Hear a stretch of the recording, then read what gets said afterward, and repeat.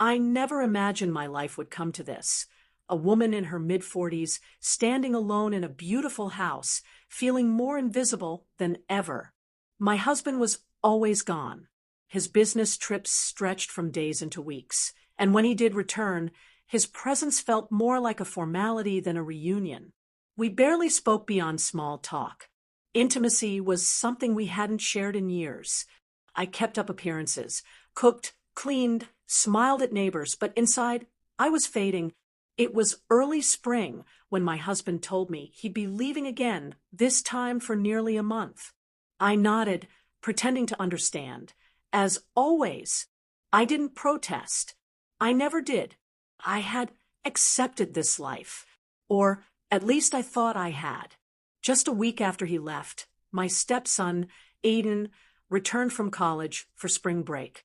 He was 22, tall, polite, and had always kept a respectful distance. I had raised him since he was in middle school, so our relationship had always been a quiet, formal bond.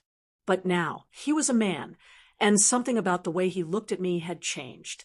It wasn't inappropriate, not at first, but it was different. I noticed his eyes lingered a little longer. His compliments, once casual, now felt personal. "You look beautiful today," he said one morning in the kitchen, his voice warm. I laughed it off, but my heart fluttered. We started spending more time together, mostly by coincidence. He'd help with groceries, offer to cook dinner with me, sit beside me during late-night TV shows. I tried to ignore the growing tension, but I wasn't blind. I felt it every time his hand brushed against mine, every time he stood just a little too close. One evening, we sat on the porch, watching the sunset. He told me he admired how I held the family together, how strong I was for his father. I didn't know how to respond.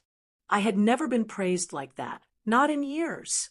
Something about his voice, gentle but honest, cut through the wall I had built around myself. I looked at him and saw more than my stepson. I saw a man who saw me, a man who noticed I was alive. That night, I couldn't sleep. I kept replaying our conversations, the way he looked at me, the way I didn't pull away. I told myself it was harmless, but deep down, I knew I was lying. I knew this was more than loneliness. I had crossed an emotional line I could no longer deny.